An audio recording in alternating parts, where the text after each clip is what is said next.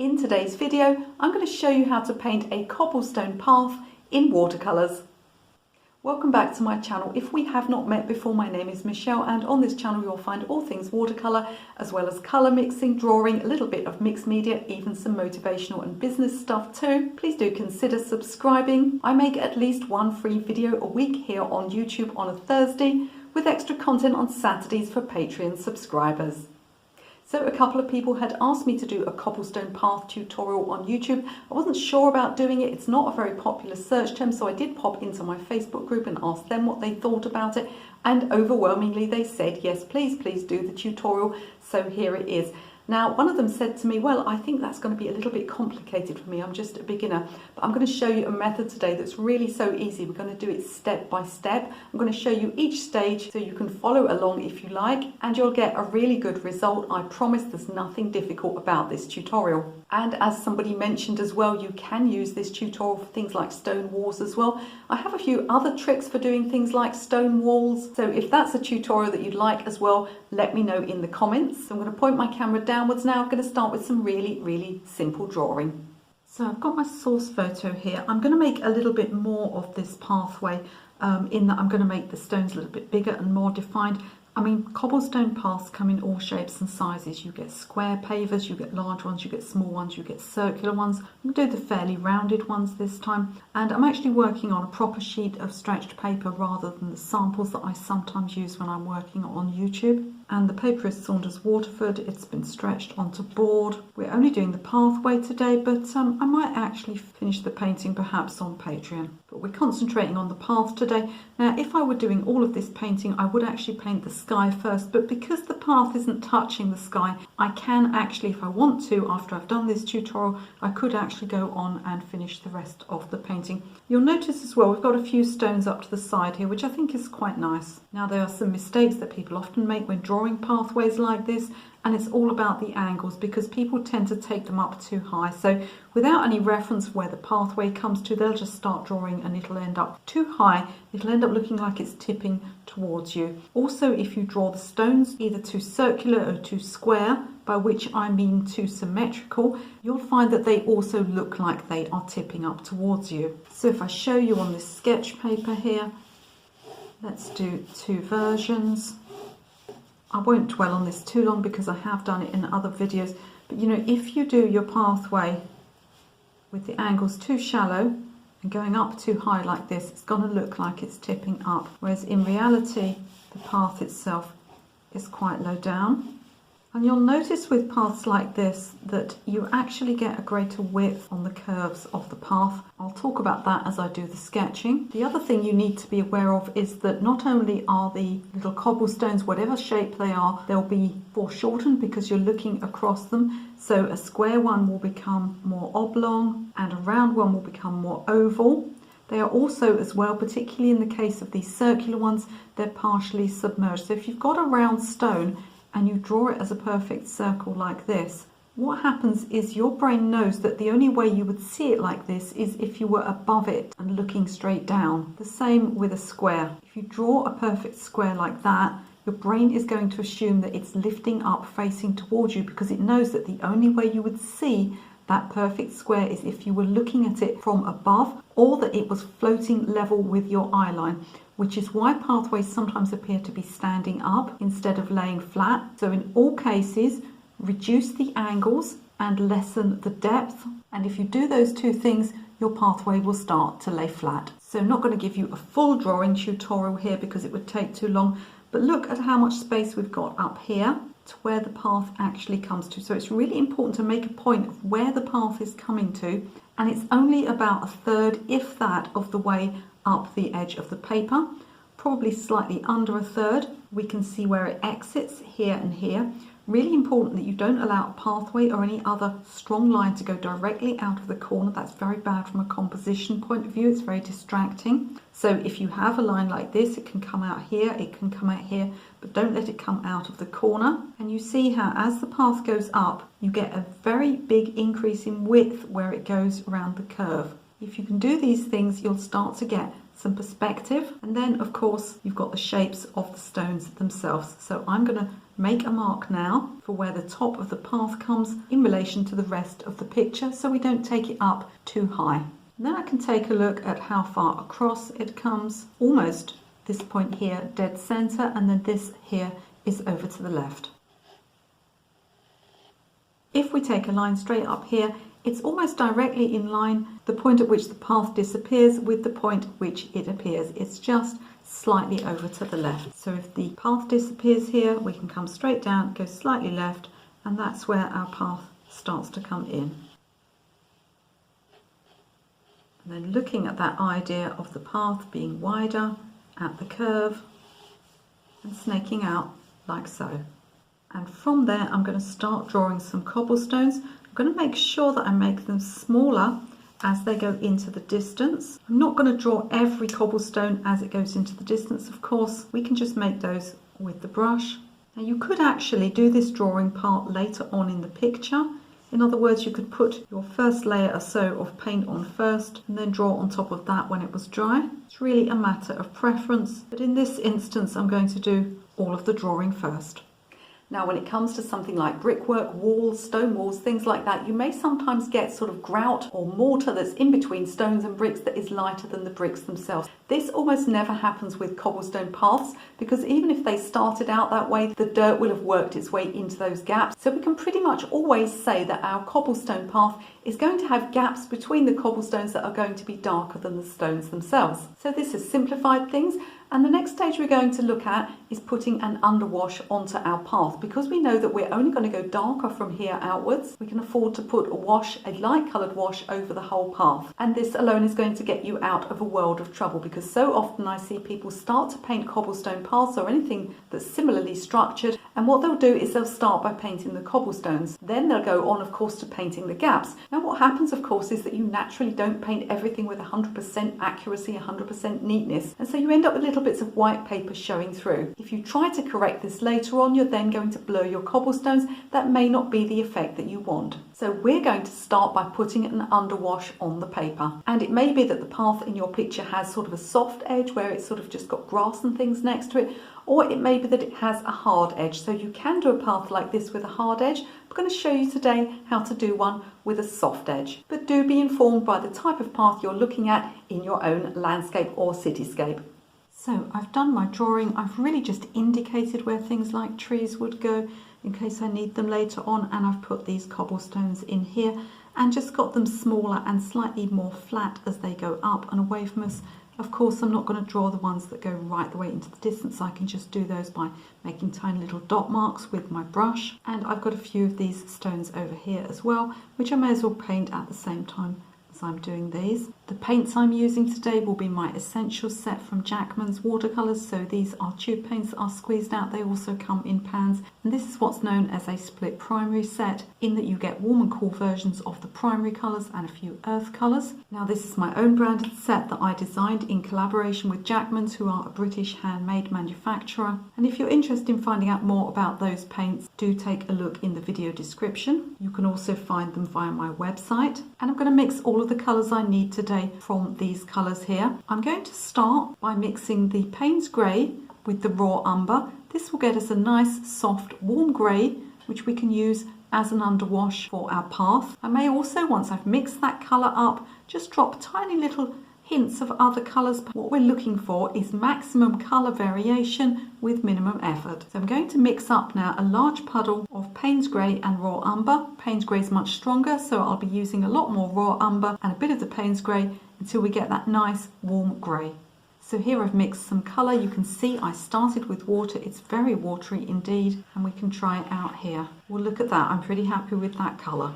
The cobblestones are light, so we're going to build them up gradually. I don't want to go too dark early on. This is just about knocking out the white paper and giving us a base colour. Now do be aware that I've gone a little bit heavier with the pencil and used a darker pencil than I would otherwise do, because you wouldn't be able to see it on camera otherwise. Now to the side of me I have 2 water jars because I want one that always has clean water in. What I'm going to do is take clean water along these edges here so that when I put the cobblestone colour in the middle, I get softness and I don't get a hard edge. If you did have a real hard edge there, for instance, you had some brick paving along the edge that was perhaps upright, you could of course do a hard edge on this, but I want this just to fade into the edge because there's grass in my painting. So I'm going to take clean water along the edges here, taking it out quite a lot further than the path, and straight away I'm going in with my cobblestone colour. So if you're thinking about putting a colour over a whole area like this, consider first if there are any whites there. If there are any whites, you're going to have to reserve those. Because there's no white in this pathway, we're safe to knock all of it out with the lightest colour that's to be seen in the cobblestones. Remember as well that watercolours dry up to 50% lighter. A bit of a hard edge up the top here, so I'm just taking a damp paintbrush around that. Because if we leave a hard edge here, when we go in later on with grass around the edges, it's really going to show. I'm not going to put the grass in during this tutorial, it would make it too long. We're only going to do the cobblestones, but do consider if you want a hard edge or a soft edge there. I wouldn't do a hard edge unless, as I said, you actually have one in your painting. So at the moment our cobblestones are all the same colour, and that's just not natural. However, if we painted every single one an individual colour, that would take a lot of time. So I've got a hack here for you that's going to get this done a lot more quickly for you and give you a real variation of colours. Now before you move on to this stage, it is absolutely vital that your paper, that your initial layer of paint is bone dry. It can look on YouTube as if I'm just waiting a couple of seconds when in fact I may have waited perhaps an hour. It really is important, and only you can judge from your own climate, your own temperature, your own humidity, whether or not your paper is bone dry. If you're kind of prodding at it and you're saying to yourself, well, I think it's okay, it's not okay, go and have a cup of tea and come back in a little while. It must be dry for this next bit to work properly. Now, because this cobblestone area is quite small, I didn't, as I added that initial wash, drop any other colours in. But if you're working on a much larger area, that is something that you can do. I was a bit worried actually about it going too dark if I did that. But this is the point now, when it's dry, that we're going to start working in other colours. So often with cobblestones, you see that some are slightly yellow, some have a bluish tone. Maybe there are some dark grey flinty ones, and then some might be slightly pink. So I can either use these colours as they are, or if they seem a little too bright, I can put a little bit of that original colour in. But remember that the colours will layer together, so they won't appear in their true form because they'll be layered with that underwash, and I'm going to use them quite watery, particularly in the case of strong colours like this permanent rose. I'm going to start actually with some yellow ochre. And always remembering that idea of light and dark. The gaps between the stones are going to be dark, so we only want a few dark stones. We want most of them to stay pale. So I've got a really watery mix of yellow ochre. What I'm going to do now is paint it onto some of the stones. So what we're looking for here is not to go dark, but to get some subtle differences in colour. We don't have to paint every stone because we've already got that initial underwash. So we're just making some of them yellow. Of course, if they were very large cobblestones, you could also get some sort of individual colour variation within each one. But with such small ones like this, there really isn't any necessity for that. I'm also going to start now going up the top here, remembering as I dot these colours in to keep them slightly horizontal so that that pathway doesn't start tipping up. I'm going to go on to a different colour now. So I'm just getting a little pink. You need to make sure that you don't actually completely touch any of these colours together, because they would run into each other. You can see I'm working with a slightly smaller brush than the original one. This is a Jackman's size 8 brush. It does have the word sable written on it, but it's a synthetic brush. It's only got sable written on it because it's a manufacturer's sample, and it's actually part of my own brush set, which will be launching soon, or possibly already by the time you watch this video if you're not watching it when it just came out. And again, taking some of that colour up into the distance here, going in with a little bit of watery blue now. This is French ultramarine, and you can see that already we're starting to get some lovely variation. Just being completely random about the application. I've also got a tiny bit of watered down burnt sienna here, some of those more brownish colours. It's still keeping everything pale at this point. I think I forgot to put any blue up in the distance here. Running out of space a little bit up here. We'll just take a few of those darker ones in, like so. Now, not all cobblestones are completely smooth, so I've got a little trick here that's going to make a few of them look a little bit more aged. It's a great way of making things look a little bit more flinty, a bit more rock-like. It's really, really easy. Let me show you how it's done. Now let's look at getting some texture on some of these stones. I've mixed a darker colour here, and this is a mixture of Payne's Grey with the ultramarine. Paint it on like that. And then I'm going to get some kitchen paper. Those of you who are American always pick me up on this, because I don't think you call it kitchen paper in America. It's just paper towel. We call it kitchen paper because it lives in the kitchen. It's a perfectly sensible thing to call it kitchen paper. We don't call it bathroom paper if we take it into a different room though, or living room paper. It remains kitchen paper even when it travels, surprisingly. So again, I've got this dark colour on here. It's not going to show up much when I put the darker colours around it in between the stones, and I want it to be a bit more textured, so just taking little bits there. What happens when you blot with paper towel or kitchen towel is that you get some little sort of strange, sort of semi-hard edged shapes, which are really good for things like rocks, not bad for foliage either. I'll show you the effect actually on a larger piece of paper. There you are. You can even, if you've got working on a bigger area, sort of drop some wet back in and get some really interesting textures going on. Because the darker stones would likely be sort of more flint based as well. So it's a really good thing to do is to get those darker colours in and do a little bit of blotting on them, not only to lighten them slightly but to give them a bit more texture. Of course you could do it on the light colours too, but it really wouldn't show up very much on those very, very pale ones, so not really worth doing on the lightest ones. I'm going to keep working on now with this dark paint, and again as we go up into the distance I'll just dot it in slightly and maybe blot a little bit there too. If you are enjoying this free tutorial, please can I ask you, could you quickly do me a favour and press that like button, that thumbs up. YouTube rewards channels with audience interaction, so if you like, share, subscribe, or leave me a comment, YouTube will push this video out to more people and I can teach more people how to paint. I'm so grateful to all of you who watch me on YouTube. So we're going to start now painting the gaps in between the stones. And again, your paper needs to be bone dry. Now, I've been teaching real life classes for almost 20 years. If I had £1 for every time I've seen a student ruin a painting because they didn't wait long enough for layers to dry, I would be a lot richer than I am today. I wouldn't need to make YouTube videos. I'd be laying on a yacht with a glass of champagne. I'm joking, of course, I'm a workaholic. I would do this anyway. But if you're at all uncertain if your paper is dry, please wait before this next stage. Now I've been mixing this brown to go in between my cobblestones. There isn't actually a cold dark brown like this in my set because my dark brown in this set is burnt sienna. It's a beautiful colour, really versatile for things like roofs and house bricks, but you can see it's far too red, far too orange for what we need here. What we're going to do is pop some ultramarine into it. And this is a trick you can use for any of your browns you've got that are too warm. You could just pop some ultramarine in. If we mix that in, you'll see that it starts to cool down your brown, and you can push it as far as you like until it goes fully grey. We're going to stop when we've got a nice, cool, dark brown. I'm going to mix up a puddle of this colour. So using a small brush now, we're going to start to go in between these cobblestones. Now, of course, you may make a few mistakes here. Really don't worry about it.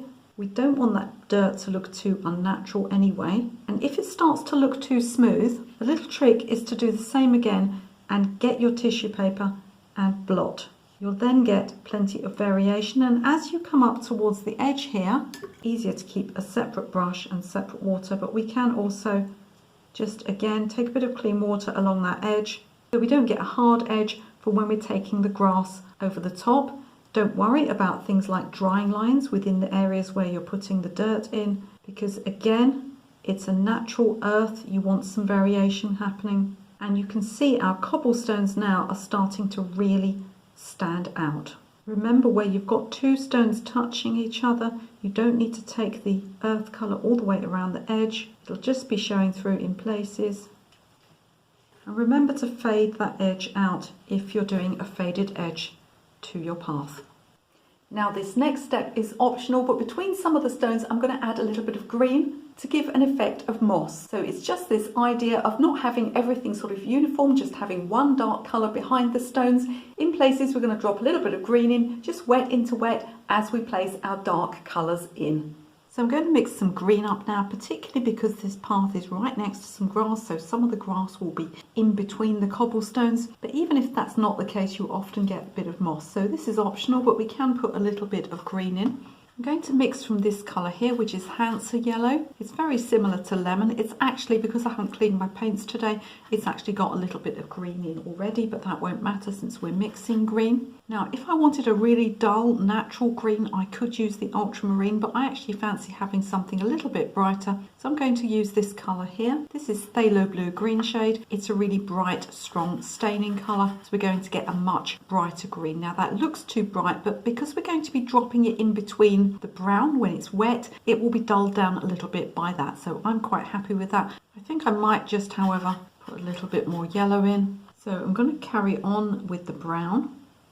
Put a little bit of clean water down this edge here, because whether green or brown, I want the edge to be soft. Now I'm going to go in with the green and just take it up to where the brown is. And I can, if I want, even without properly cleaning my paintbrush, I can just go in with the brown as well. And you can see how we're getting something much more interesting going on. I don't have to restrict it to the sides either. Let's take some down the middle part here.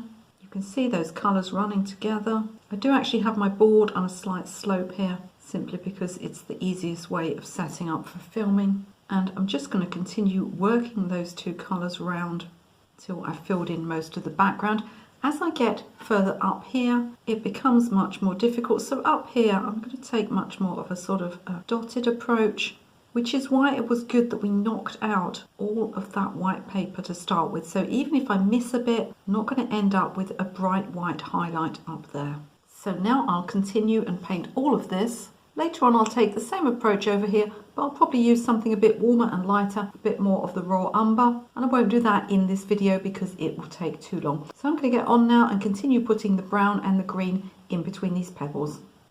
So throughout this tutorial I've been very carefully telling you that you must let areas dry, that you must let things dry between layers, so that you get nice crisp shapes and crisp edges and things aren't accidentally running one into the other. So what I'm going to share with you now is a little bit counterintuitive, but I'm going to tell you now how to make your path look a bit softer and a bit more aged if you need to do that. Now you could do this just in the distant part of the path. Because of aerial perspective, things naturally get softer and less distinct as they go away from our eyes. So this is something you could do in the far distance part of the path, just so that it looks a little bit more natural. Or if you're feeling unhappy with your whole path and you think the whole thing looks like it was just laid yesterday and you want it to be much more aged, be careful with this step, of course. But we're going to look now at the idea of taking clean water over the top of the path to soften it. I'm just going to do it in the part that's in the distance because I would actually like my close-up path to remain crisp and clean, but this all depends on your painting style and of course your subject.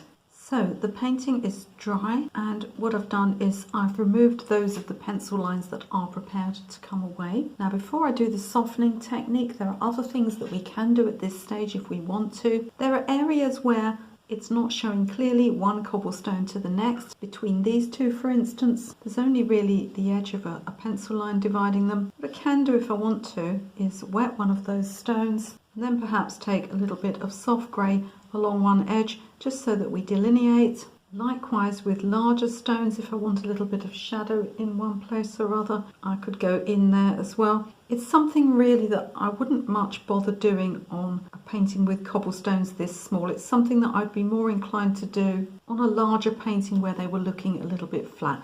I think they're fine like this. So I'm going to show you the technique of softening them in the distance. Again, I could just leave it as it is. I'm pretty happy with it. But if I think it's looking a bit hard edged into the distance, because when you're looking at things, obviously here should be clearer than here.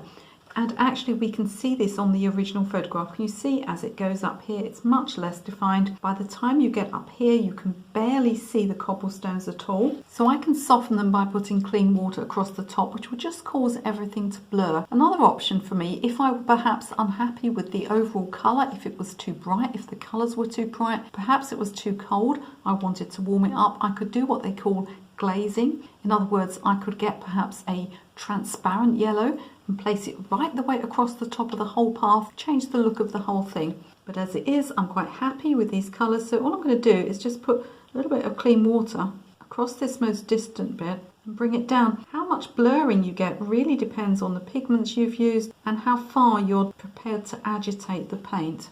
You can also use this technique for brick walls. If you've painted a brick wall and it just looks like it was put up yesterday, it's just way too bright and in your face, you can put a little bit of clean water on and blur it. And you can see as we come forward, I'm going to stop with this blurring technique because I do want this path to have a lot more clarity at the front of the painting.